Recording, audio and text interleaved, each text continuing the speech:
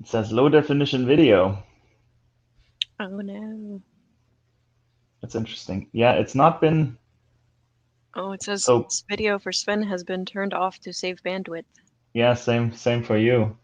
Hmm, That's interesting. I don't I don't think it does. It's doing the same thing on the stream though. weird. No, I can see it on the stream. That's interesting. I wonder how that comes out on the stream. Hey, Radu. Hello. Hey guys, how are you? Coffee drinking, right? Mm. We are fantastic. How's it going for you? Well, just at the end of my working day, in a way. Right. It's evening here, so How's so the no coffee yet, situation? right? Oh yeah. How's the situation in Italy with everything, with the crisis and whatnot? Oh well, it's a mess, you know. You know the sofa gate. Do you know about the sofa gate with the Turkey? They No. just well, when you have time, just Google it a little bit. Basically, what happened is that the BCE boss came to Turkey with another European delegate, and they just left the woman, the president of the BCE, in just to sit on a sofa instead of just joining the other leaders on their armchairs, you know. And so it's another Oh my. yeah. So the Mario Draghi, the new prime minister of Italy, claimed Erdogan is a dictator. So another chaos, you know. Yeah, I mean, it's been interesting with Turkey over the last couple of years, over the last decade, I would say. Um, every now and then there's just something which is a bit controversial, or a lot controversial, actually. Yeah. Interesting. So Well, this is Amy, right? I yes. watched I watched you guys how you work on the bus. Man, it's amazing. It's just so much work and so much dedication, and it's just There's a lot of work. yeah. Yeah. Aren't you tired all the time? I mean, just working all the week and then in the weekend working some more. Just Yeah, it is pretty tough. I think it's probably the same every weekend, actually, but last weekend we were pretty tired. I was pretty tired, and we actually stopped early on Sunday and now it's getting hot in Florida. Somehow it's already really pretty hot for April, and the high humidity, it's just killing you, right? Like you're working, I don't know, like 8 or 10 hours on the bus, and you're pretty beat at the end of the day. And then doing that again the next day, that was a lot last weekend. Yep. But you do what you need to, and if you want to have something cool, you need to put in the work, right? It's just like anywhere else. yeah, right. So how's everything going with you? I don't know how much we want to talk about, the initiatives of finding a peer group in Italy, or have you had a time to stick your head together with your brother? Yeah, we talked about it, and as I told you, I've contacted one startup. Excuse me, I have a candy because I have a sore throat. So You're good. we talked about this, and he contacted some startups he knows. I tomorrow I have a call with another startup from Milan, so I will just open the bracket there to talk with the founder about the coStarting initiative, and from there we shall see if we start a peer group or maybe the founders want to make a little bit more experience in English and join the cohorts immediately. I don't know. So we'll just we will talk about that. Yeah. So I just messaged you also, Yeah, because I thanks. think you joined just after we went live. Just so you know, everyone needs to be aware we are live streaming this. I think I told you before, but we're always live Okay. streaming.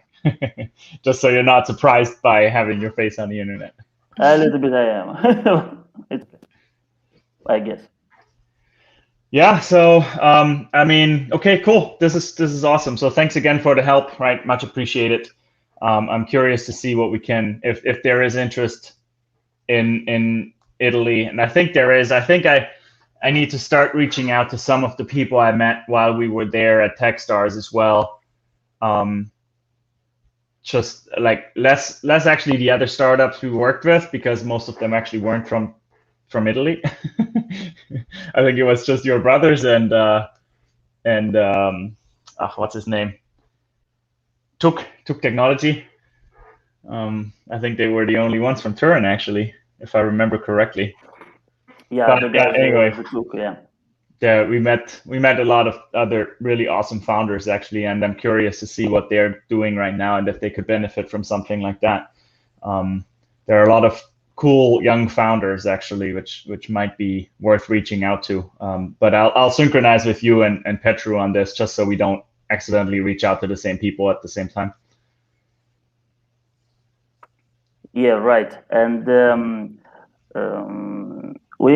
I think it's very interesting how people react to the need to join a cohort initiative or peer group initiative, because some said that this is a good start, for more networking. Others just want to share their challenges and see how other founders may find solutions to the same problems. And others, just as you stated before, may need how do you say, excuse me, may need an accountability program, right? Right. Okay. Right. So yeah, I'm back on track. Okay. Yeah. Yeah. No, that I agree. Right. That's interesting because I have invited him. I think he's probably busy, but I have a local entrepreneur I guess entrepreneur. He's a realtor though, and he would want to join the next cohort. And I'm curious to hear what he's actually like expecting out of it, because it's completely different, right? A realtor is of course completely different than someone who is maybe writing a software project or something. So I'm curious to hear, like in his application, he put the main reason why he would want to participate is networking. But of course, in the cohort specifically, the focus is less on networking and more on executing, I think, right, on your own project, which of course could be for him to maybe build a process around his realty company, or I don't know. There's of course a lot of things I could imagine he might want to do, but I'm super interested to hear from him and see how he's thinking about this. Because again, I think a peer group is a bit more networking maybe, but the cohort is more execution. And I think the peer group as well has quite a bit of focus on execution, because otherwise I think it's gonna be lab-sided. And Emmy, you can actually chime in here too, because you are in one of the peer groups. Because if you're not actively working on your project, I think it's gonna skew the scale a little bit from you versus everyone else, right? I don't know in which direction, if that's positive or negative, actually, if you're getting more or less out of it. I guess it depends on how you would contribute, but be curious to hear your thoughts on that. Yeah, I mean, I think it would still be, I think if someone joined a peer group without actually having like something they were trying to build and launch, I think it would still be beneficial. I mean, like we have a couple of people in our peer group who are completely switching what they're working on at this point, and it's just like, okay, check in. What have you worked on this week in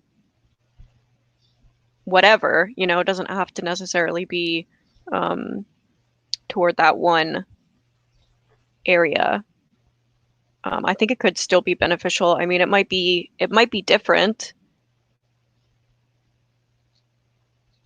But I think at least there should be the desire to start something, right? Whatever that is. Again, I agree. If that's a book, or if that's a YouTube channel, or if that's I don't know, a candy store, I don't know, or software, right? I think that's fine. But I wonder if there isn't, like, if you're just an employee, why do you go there, right? Like, I don't know, maybe there is reasons. I really can't really see him right now.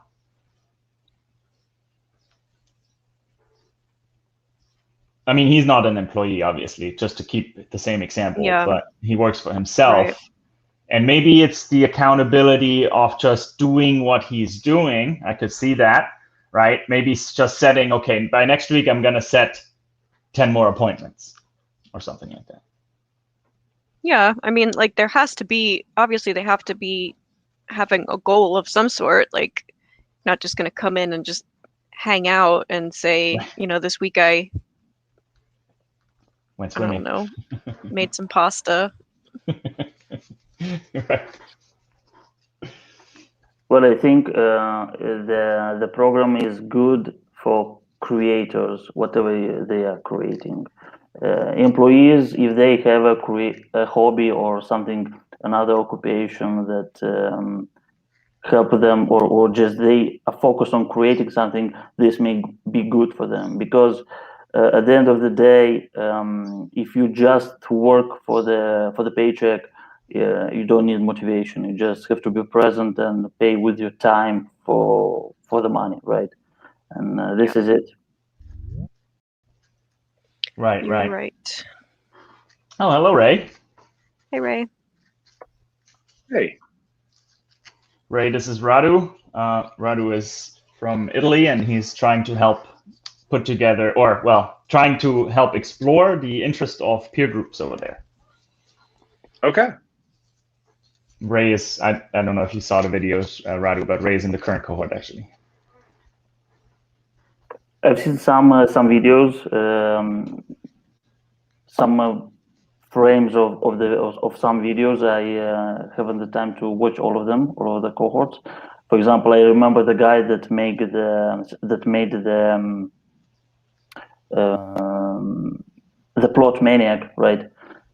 He did something in he has an interesting idea. I think he can explore that. I'm saying that because I'm a author wannabe myself, so I understand what too. they're planning. Oh, so much That's in awesome. common. You should sign up for his waitlist, right? I was just talking to him this week.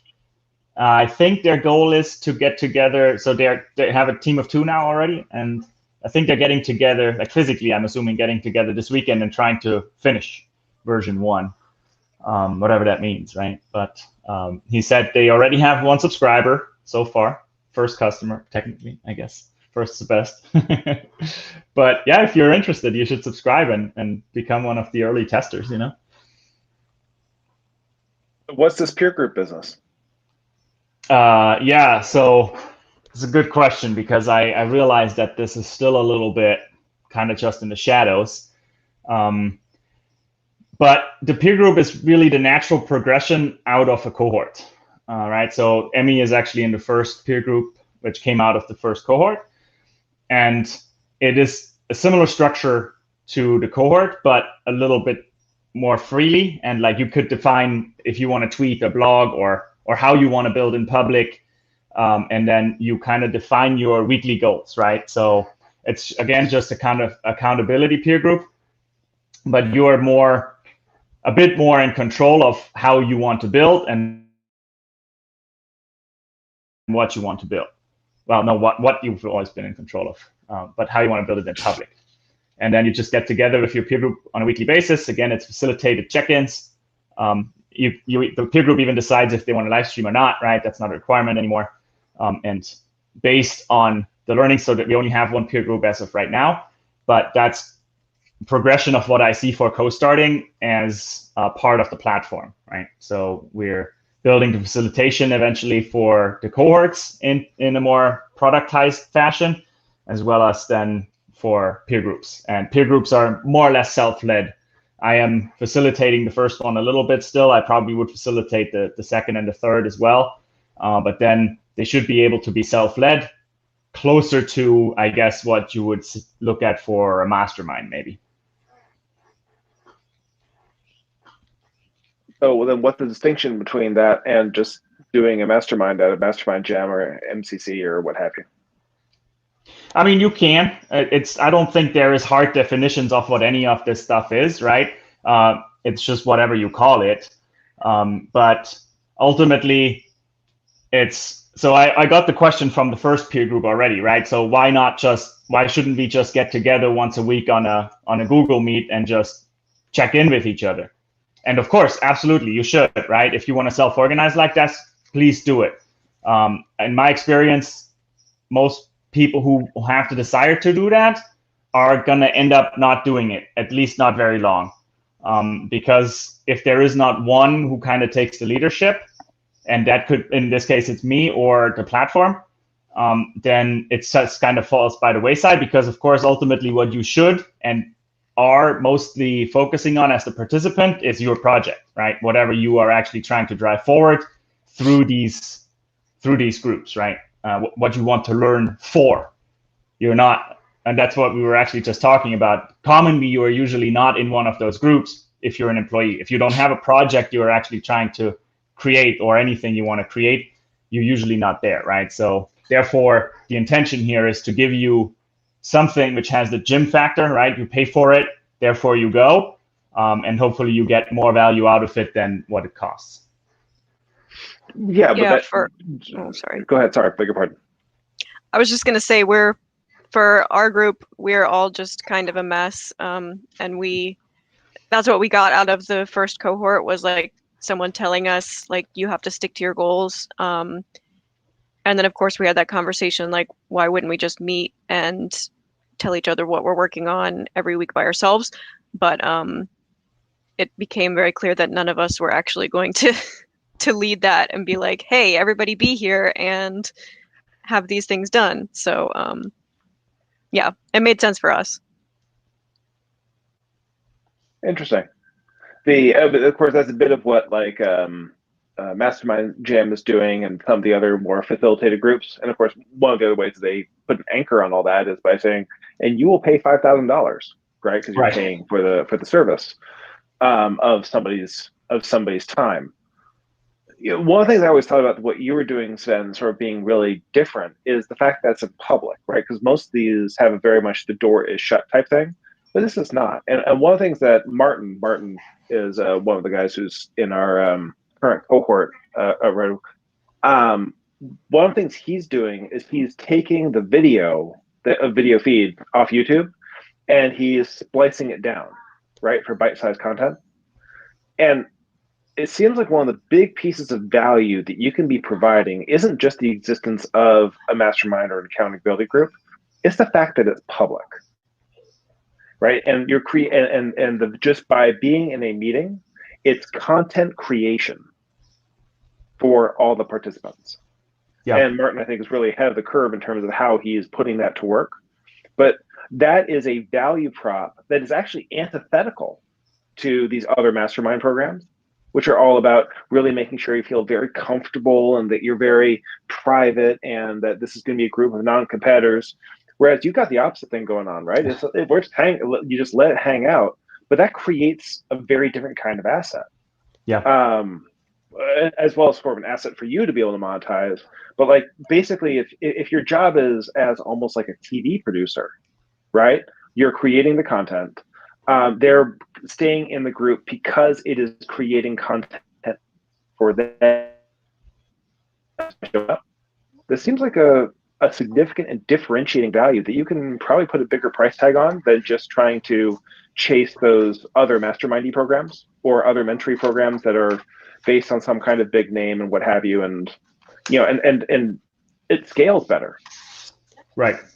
Yeah. Yeah. I love that you say that and I actually love that it starts to happen, right? So I agree, Martin has kind of let the pack there a little bit with just doing it, right? And I'll always love if people just do it because that's what it's all about. And the same intention was with Twitter, for example, right? Like that. And you can kind of see that in how people think about their projects. And how much they give into kind of doing that in public, building in public, right? Is if you look at Twitter just like the daily tweet as just a chore, then yeah, okay, you're just going to put out something to put out something. But of course, the idea there was also, well, I'm going to force you to do it. So because you have to do it anyway, think about what you're putting out and trying to build an audience, right? And from, I think, cohort 2 on, we, like some of the people said, already started to identify, it's like, well, you know what? Actually, I get like a free tweet, they called it, right, out of every check-in. And Martin took that to the next level. Well, he actually reused the check-in. He didn't just tweet about the check-in, but he used some of the content and some of the discussion as, you know, to double down on building in public, right? And ultimately, I mean, all of this building in public is simply just marketing anyway, right? It's one content channel for your marketing strategy. And of course, commonly I would guess, or I would say, you know, that has not been done with deep insights into the company, right? I think that is still a bit of a threshold we have to overcome as a society, as a startup kind of ecosystem globally. And it's going there, right? So I totally agree. I totally agree that that is the intention. That's absolutely the intention, right? Use this stuff. That is why we're 100% everything is transparent. Unless you don't want to, but then you're not going to be made for a cohort, right? If in a peer group, for some reason you say you want to get together with 4 others and you want to actually make your peer group very specific about something, you can do that as well, right? And then maybe on to the point of, you know, the masterminds charge $5,000, right? I think that is also the gym factor, and that's more extreme. Ideally, it is that expensive because then you are actually going to do it. If it's just $20 a month, you might still slip, right? Again, just like with the gym. But it's also extremely prohibitive for super early founders, right? Or if you just want to validate an idea, or if you just want to become better with your growth mindset. We talked with Martin a lot about that. Therefore, I want, like my desire was here to create a framework or a forum of sorts where we can get similar advantages out of these interactions, like with masterminds, because I've been in masterminds and they're great. But I wouldn't join them for 90% of my projects I'm working on because they're just not that liquid, right? That's well, and being illiquid is, of course, just an attribute of being a small company too, right? Just from because your equity is illiquid. But the things you say make a lot of sense. I really think though that there's an aspect of like there's a question that needs to be answered, right? Which is, what is coStarting, and how is coStarting not the next guy? And understanding those things through contrast like that can be really clarifying for strategic planning. And like, I've been part of masterminds. I do a mastermind show on Clubhouse on Sundays. So I'm doing a little bit of the public thing. I'm doing a little bit of the, I have a, part of a private one. I do sort of forums that are sort of more in the middle. Trying to figure out like, where's I'm always trying to download the best insight and wisdom that I can, right? And the thing that you're doing that's just different is this idea of having these kinds of more in-depth discussions to the point of being about 10 minutes long. And with now, I think actually the video stuff is pretty good. Having them in public or public enough, right? It's not like I'm going to be on NBC, right? Or on Netflix or whatever. But I've created content that everyone's got license to use. And that's really different, and it's valuable. And it also, I think, becomes the basis for something you could, 1, charge for, and 2, monetize external to that direct payment. Right? You could probably charge for the privilege of, hey, I'm setting this stuff up and you're going to have this content, and you're going to make sure everybody gets access to the file as well as the live stream, et cetera. That's immediately valuable, right? And then that's something that's something people would pay for, in addition to just the everybody staking, right? That they're going to do what they say they're going to do. And you can probably get some bucks from that. And the fact that it's this content base that you created for yourself, you get to reuse as well. And the more you use it for yourself, the more wealth you're creating for yourself, your family, and knowledge for the community. It all just, the flywheel keeps turning. Right. Yeah. Yeah. That's kind of in parallel to what we talked about last time, right? Where you suggested to think about this almost like a fund, maybe for the lack of a better word, right? It could be like this could become almost like a funnel or a deal flow tool for a fund of sorts. And I totally love that idea, right? Now, of course, what I am teeter-tottering around is that balance of building it versus monetizing it, right? And I agree that the longer you can wait with monetizing it, the better, because you're just going to have an easier time creating that content. But then also monetizing that content. So I actually totally agree with that too, that there could be a broader kind of, maybe, I don't know, not to think what is the product yet, but maybe a membership base or something, right? Which, like, you just join somehow that coStarting universe and you have access to all of these things, all of this content and whatnot. But that, I think, only works once you have quite a bit of content, right? Like, I don't know, 2 years from now, if we keep doing this, then maybe there's enough content and we can kind of slice and dice it together into different categories and all of that, make it easily digestible. Because I actually have a friend who tried to do something similar. He tried to do a content education company based on interviews with successful startup founders. And it's extremely hard to monetize that because, you know, there is so much content out there, right? And if you just kind of give a database of content to someone, that's not really valuable if they can't find what they're looking for, right? And I mean, even, you know, Radu just said it, I haven't watched all of the videos yet, right? Like, I'm not going to expect you to ever, because it's already a lot. And 99% of the conversations are irrelevant to you, to any individual at any given point in time, right? So it's kind of that balance, like, where does this fit in? I think there's 10 or 20 valuable paths forward for coStarting. But yet, of course, also coStarting has a runway, right? Like, just like any other startup, there is a runway. My runway currently is, by the end of the year, it needs to be self-sustaining, right? Whatever that means, you know, ideally, maybe if that is still my only project, then pay me a salary. Basically, you're looking for coStarting to make roughly $12,000 month over month by the end of the year. Yeah, that'd be great. That would be self-sustaining for sure. Okay.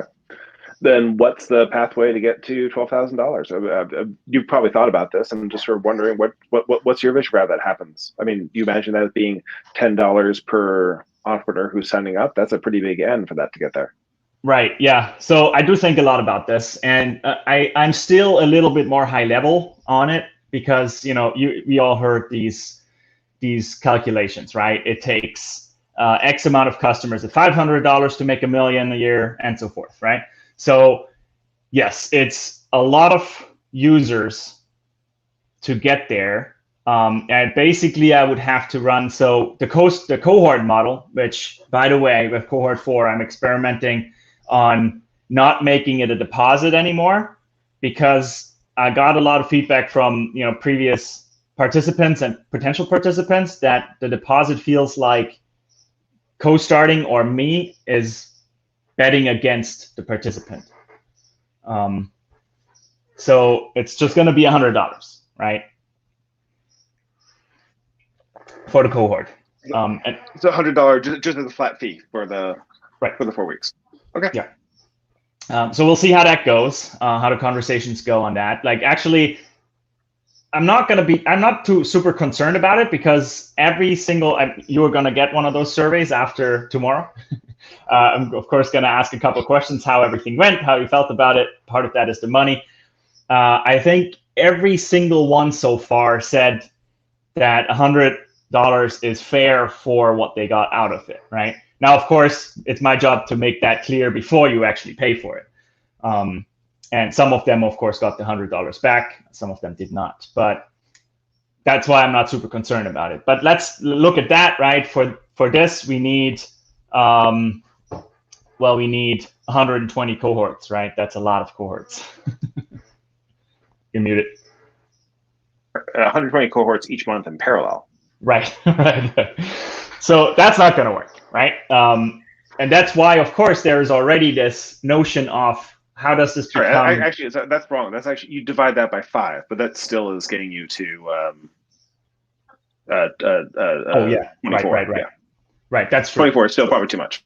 24 is too much for me. I think, and of course, it's not even about how much can you manage in a time, right? But that would be extremely draining, like very, very draining, right? I would just hop from one to the next, and I probably couldn't manage them anymore, right? Because I want to be there present and kind of be able to think about what we are doing, and because I think that's part of the value creation, right? Like, how many do you think per month you can do?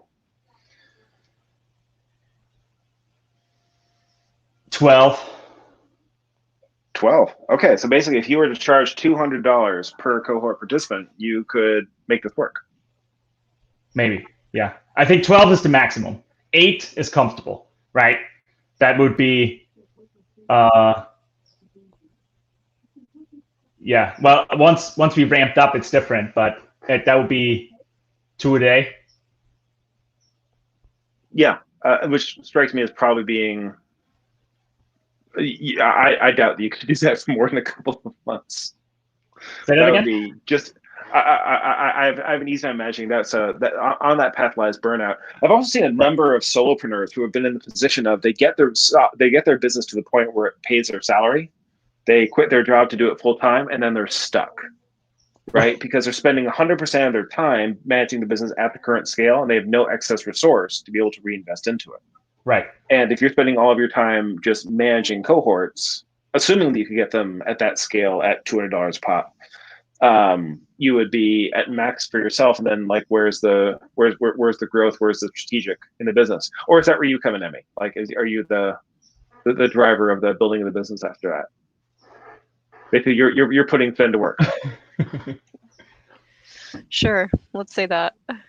Let's do that. No, I think it's yeah. I think you're right. Like, that's why I don't think that's not the goal, right? That's why I'm already kind of experimenting with more than one thing. I'm thinking about how can this become a platform. Of course, potentially there is other facilitators, right? But then there also needs to be more value of the program, of the platform, to help other facilitators just use what I have built, and then maybe do that. But I don't know. Then what am I making? 20% of what they're making, maybe, right? To keep it fair. So that's going to be a little bit more difficult. But Radu would want to say something to that, it looks like.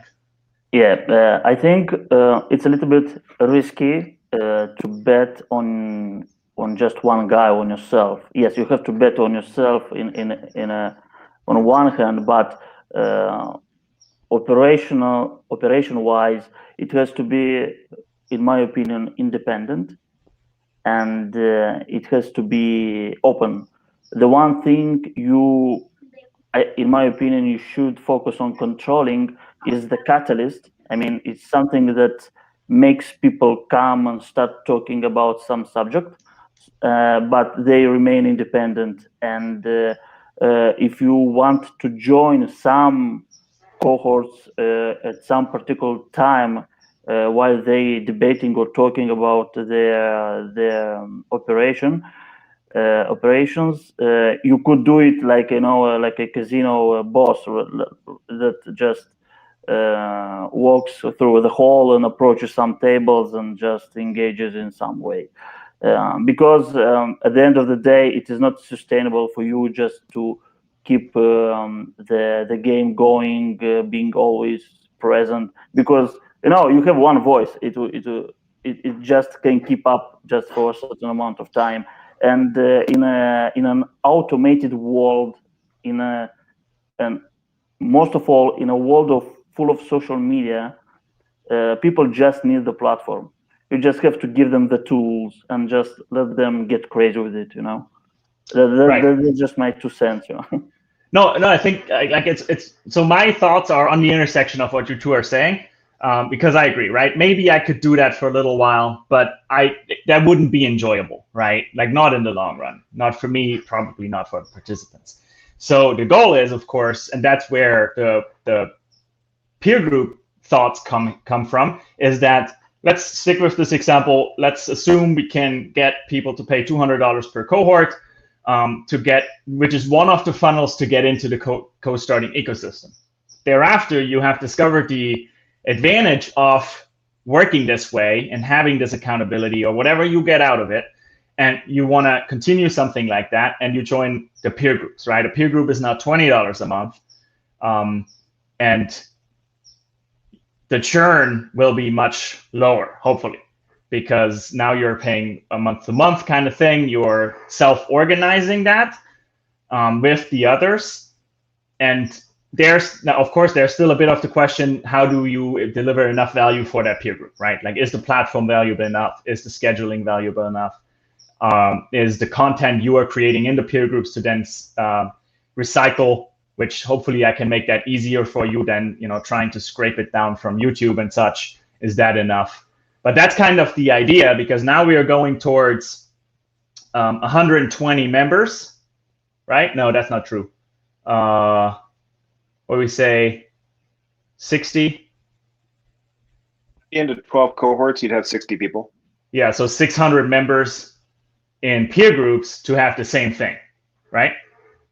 Because it's 20 versus 200 a month. Right, one's recurring revenue and gets priced for like that from an equity standpoint, whereas the other is one time. But then again, it's also a one-time service. I mean, you might also look at how other communities are monetizing what they do. MicroConf has a number of conferences that they do. I'm not sure they make a lot of bucks at it, but it's something they do. They also monetize by using deal flow for the incubator, right? That's what TinySeed is. And they write books, right? Walling's written a couple of books, and those books are good enough. But and among these things, and then of course he also uses that to be building his audience for other businesses, like, well, Drip sort of falls in that category, right? He leveraged his celebrity over the course of the previous 6-7 years to help build up Drip with Reimer, and then was able to make a decent exit with that, right? All of those are indirect monetization techniques. But it's I sort of come back to, like, what is the recurring value that you can be providing that people would be willing to pay for? Like, why is it I'm going to part with my hard-earned money for something that's like non-trivial? Because if you're collecting, because I think one of the problems you're going to run into is if you're taking $10 a month, for example, of my money from my bank account, I have a claim on you. And that claim is probably outsized relative to that $10. And if I don't get the return for that money, the likelihood that you get to keep on drawing on it is relatively small. So the scalability at the price point, I think, becomes trouble when it's so connected with you, and it is. Or at least it is right now. But one of the things you talked about is this notion of coStarting as a platform. What is that platform in your mind beyond yourself? Well, so let's start on it's two connected but separate parts, right? So it's the cohorts and it's the peer groups. So for the cohorts, I envision content-specific cohorts, right? So one of them I've talked to Martin about, and I'm trying to reach out to a couple media companies, because I'm personally passionate about is a YouTube creator or video creator specific cohort, where we go over, and I don't know if that's a month, maybe 2, maybe 3 months, but I'm trying to keep them also short and really go into depth now, right? Now that would be more than the launch track cohort, which we currently have. So just to stick with one example, but like whatever, you would have content strategy, you would have distribution channels, right? Monetization, why are you doing this on YouTube? What's the hardware you can use, right? Like a kickstart guide for new and aspiring YouTubers. Because I think it's still a very, very nice thing, and a lot of people are trying to do it. So that would be one track. That'd probably be more than $100. And then you go beyond that, and the platform at that point would be, the intention of it would be that those cohorts don't have to be led by me. They should be ideally led by someone who has more domain expertise in these individual domains, right? So which is actually ironically one of the reasons how Elliot came into the fold, because we were talking about a sales and marketing specific cohort.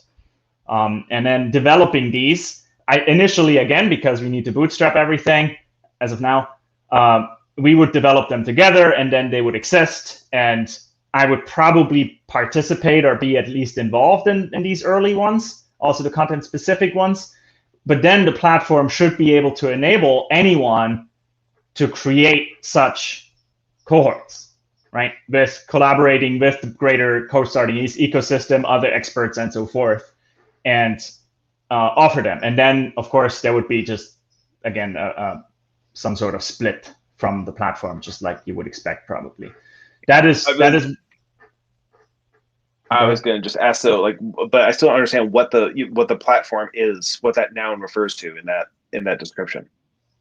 Well, it's everything I'm doing manually right now, the entire facilitation, right? Like what you guys are doing with the video, with the slides, with the scheduling, with getting access to the programming.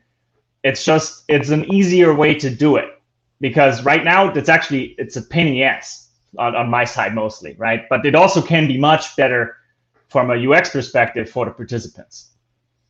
Why? Well, I mean, how is this markedly different from an automation point of view than like just using Luma or something? Just using what? Luma, Lu.ma? I am not familiar. Yeah, it's sort of a club or cohort building tool, or being able to use scheduled recurring scheduled meetings through Zoom is also now a supported feature directly within Zoom. Yeah, it's not right. So it's the same question. Why would the peer group not self-organize? They can, of course they can, and they should. But it's but the question though is which part of that is the, because now you're sort of talking about two different things as being like the part that's automatable and the part that's valuable, right? The part that's automatable is the part they could do themselves, but the part that's valuable is the part they can't do themselves. But it's also not clear to me that's the part that's really automatable, right? The part that's valuable, Sven, is you, right? You're driving the bus, you're bringing people together, you're driving accountability. There's nothing that's tooling about that, right? That's about your energy that you're bringing to the party. That's the differentiator. When you talk about like why people don't do this stuff themselves, it's not because they lack the tools to be able to do it themselves. In most cases, with some exceptions, and I'll get to that in a second. But because they don't have that human energy that's driving it, and that human energy that's driving it is you. But then when you talk about the platform as a part that scales, the platform as a part that scales isn't the part that's driving the differentiating value, right? It's the tooling, the part that's sort of a pain for you.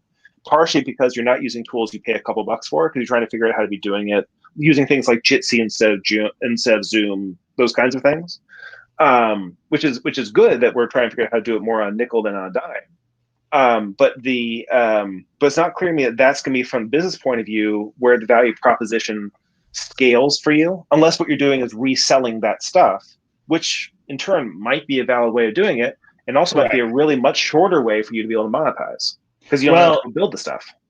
Well, yeah, and that's why I'm not building yet, right? Because I want to prove that first too. So who I'm selling to at that point is actually other me's, right? Like I'm enabling other hyperconnectors, if you want, to create these cohorts, and I'm giving them an easier way to do it. Because the way I'm doing it right now is, again, it's a pain in the ass. And even if you are inclined to share your knowledge, even Martin, right? I think Martin would be a great host for some of these cohorts because of his domain expertise into things he's doing. And he has the personality. I don't know if he wants to be the hyperconnector. If not, maybe you can team up on that, right? So in my opinion, the value is still in the community. The community will build and grow slowly. That just is what it is. But then bringing these people together who fill these individual roles, like other cohort hosts, let's call them. It's, by the way, it's kind of a big topic right now, these cohort-based learning platforms, which is kind of, I don't know if that's scary or good. I look at it as good. It's market validation, where you see people like Li Jin and I forgot the other two's names, but they're working on. They just came out of stealth mode actually, and of course, they have the network where they pulled in people like Sahil, from Gumroad to create a course and all of that. People like that, right? So they're there with a bang. But cohort-based learning is extremely powerful if you pair it with programming, right? In their example, and with what we're talking about with YouTube, for example, because you get what you would have traditionally gotten maybe in the classroom, and then through a couple of years of experience, condensed from all of the people who have done it, right? That's, of course, the longer trajectory, the longer plan for the cohort-based platform. And then, so that, again, I think that would be enabling creators, cohort hosts. And they are certainly in part, at least in part, maybe entirely responsible to try to fill their cohorts, right? Because that is something I cannot do for everyone. Will I be involved? Will I try to teach them how that can be done? Yeah, I think so, right? Like, that's the knowledge I can transfer. Is that going to be automated? Probably not. But maybe there's multiple tiers, right? There's just the educators, and they have a different access, right? That's why they pay the 20% of their cohorts to learn how to do that. Yeah, let's keep it there for a second before I go into the peer groups. Radu, what are you doing with peer groups? At the moment, I'm just starting. I can say publicly right now. I'm sorry for my English. It's been a while since I talked in English, so I'm writing a book. So this could be something for me to share with others that write a book or work on other starting projects. So this could be something, and I'm interested in Sven's project. So I'm a little bit of a cheerleader as well, so I'm hoping I can give some ideas, brainstorming, and we can reach something here. Because I think there is something we miss in all our discussions, and I don't know what it is yet. Because there is some value in this, and there is value in like every what we see, we all see that kind of value, but we might define it in different terms and conceptualize it within our experiences. And what I believe is that the whole coStarting or peer groups should be absolutely without an arbiter and in need in just thrown in the wild of social media and all the digitalization. Like, for example, think about letting this run wild for free and just populate it with the different persons and not just startups or just smart projects like writing books or making companies or drawings or whatever. But, for example, make a group of housewives that want to know more about mushrooms or gardening, or maybe start together how to plant some trees, I don't know, or even maybe can be school projects. I'm just brainstorming again, so there's nothing to it. But the more you go massive, like in openness, in wideness, the more kinds of people will join. And I think in our era, numbers can be better than just quality, Mm-hmm. So, sorry. Can I ask what the topic of the book is? Well, it's about in depth. It's about the corruption of the soul, but it is thought to be written in a story with a plot, like with characters that has a storyline, and it's a more of a fantasy with a mix, a little bit of sci-fi probably. But the philosophical idea is about the corruption of the soul. So this is. Got it. Very cool. Yeah, it seems so. We shall see the end of it. I'm finishing the first draft, and it's been some years of just spitting blood and writing shit. So it's it's a work in progress. It's a long work in progress. Cool. That's very cool. So that's an interesting question, though, right? Like, for that writing, because I actually know quite a few people, I think Emmy included. I would like to write one I haven't even started yet. Eventually, right? Like the idea seems cool, but it's really daunting. But I know a lot of people who have started and maybe are writing, but really slowly, kind of not really having a particular target date, or that is a really good use case I could imagine peer groups being fantastic for. Yeah, it could be. It could be. For example, there are some groups, writing groups on Facebook, and people there just the main topic is just encouraging each other just to keep writing, and that's the whole point. Because people, first of all, they're usually very disorganized.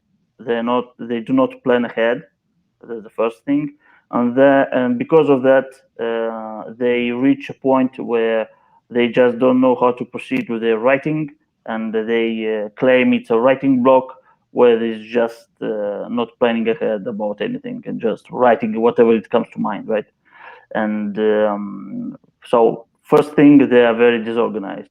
Second, they just probably finished a book and they were impressed by it, so they want to simulate it. So they actually just want to reproduce something they like, but in their own way. And it's a little bit of a trap. Some people might need help with that. And the third topic of those groups are just, once you finish writing it, how do you start rewriting it? Which kind of people do you need for constructive criticism? And how do you actually sell it at the end of it, right?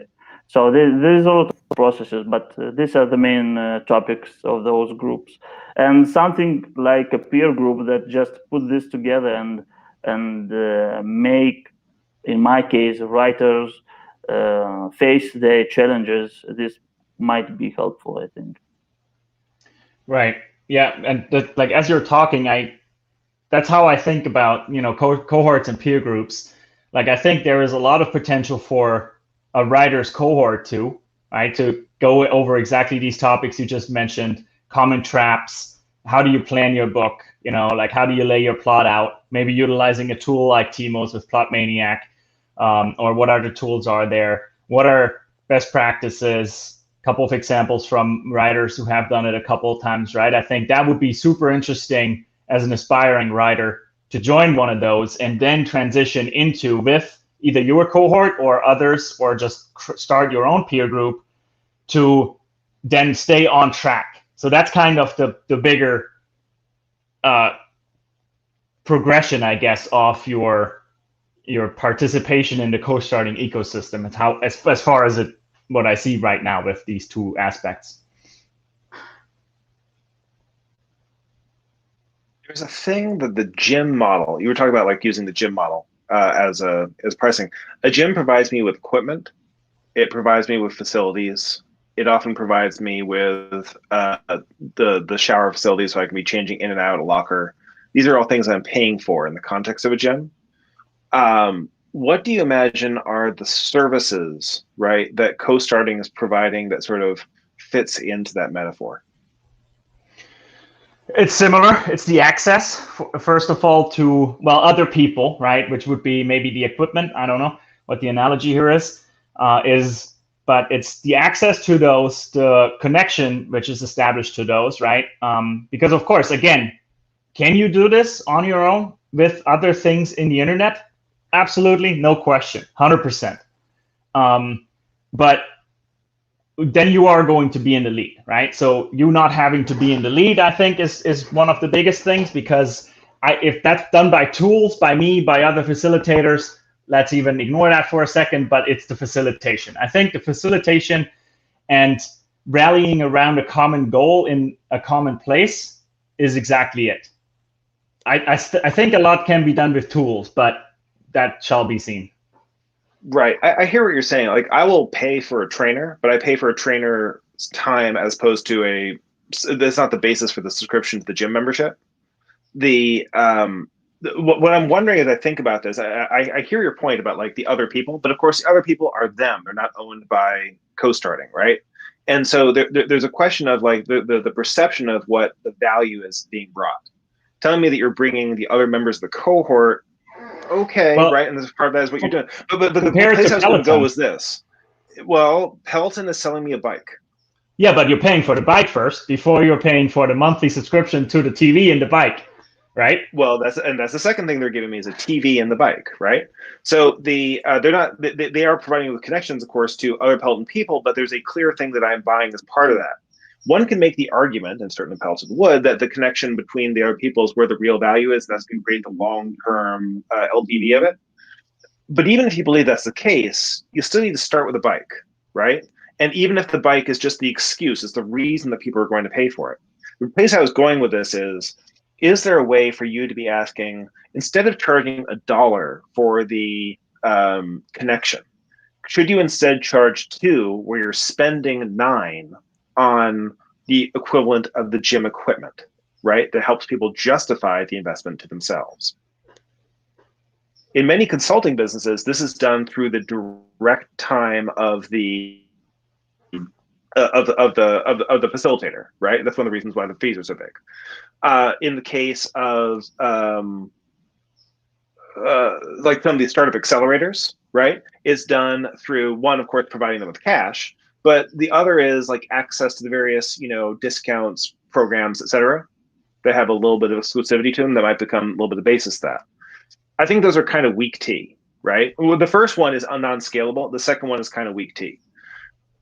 I think a question that might be worth asking is, what is that service? Because that service doesn't have to be your time. It could be in the form of the tools, to your point, but it needs to be tools that have a clear value add. I can go to the gym and I can see the weights, even if I'm not lifting them. I see the weights as part of what I'm paying for, right? And they are real and they are valuable. Of course, the realized value will only be as much as what my actually lifting them. But the potential value is there. Where is that potential value? And if the answer is community, then I'm in a cost.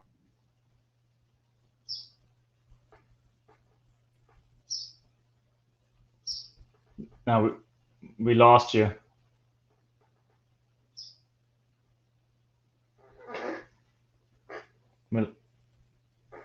We lost you there. Right when you were basically getting to the point of it, like when the answer is community, and then you were gone. Oh, I said if the answer to like what the value add is solely community, then you're telling me there's not a difference between this as a gym and this just being a coffee shop, right? A coffee shop can give me community, but the gym, yes, it's providing me with accountability. Yes, it's actually taking more of my money. But it comes from like the gym equipment, right? And the access to trainers, et cetera, at some discounted price, whatever that turns out to be. And I think being able to fill out what that metaphor is for coStarting would make it easier for you to have an offering that you can charge more non-trivial dollars for. It probably creates cost of goods sold, right? It creates probably both fixed and variable costs for you. But instead,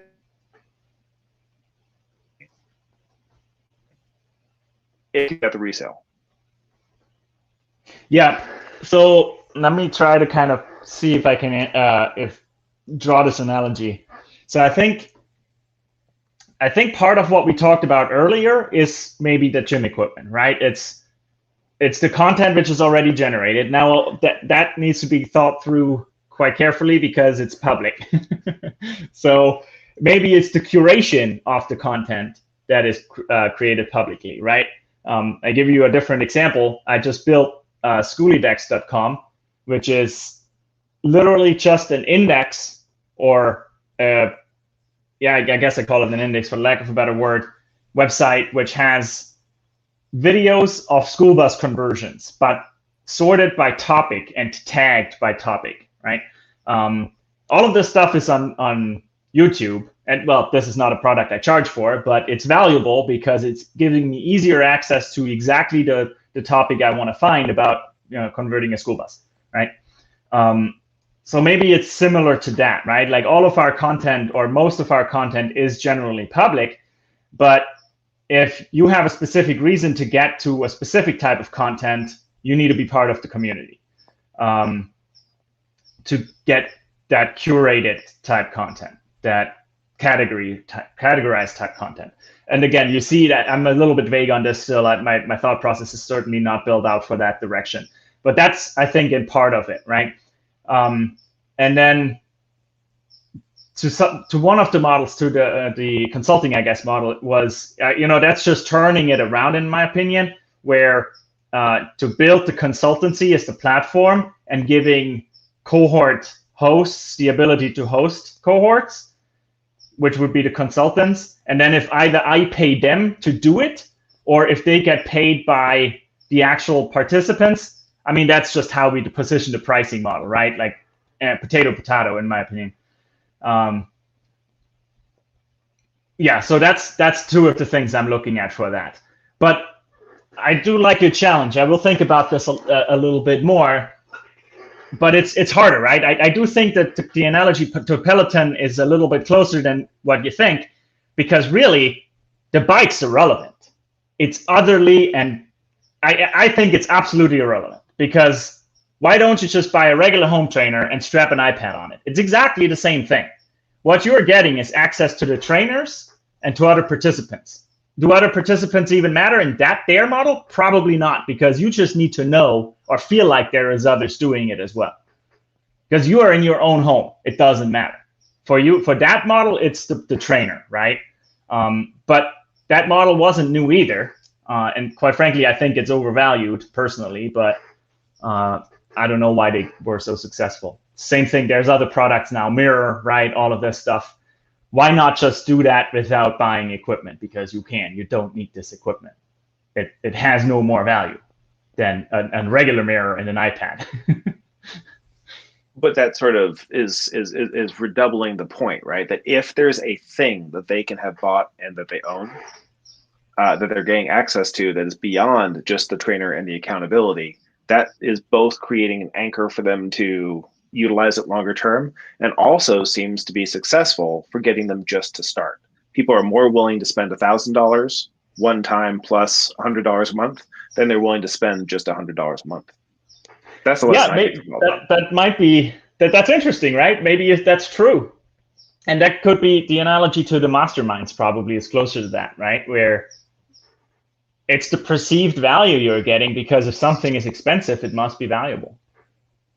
And I think that is as good a point to end on as any. I have to hop off to my next call. This has been a really delightful conversation. Radu, it was a pleasure meeting you. And Sven, I will see you tomorrow. And yeah, same here. Thanks for the thought-provoking, Ray. Bye. Bye. Yeah, and like this, the hour was gone, right?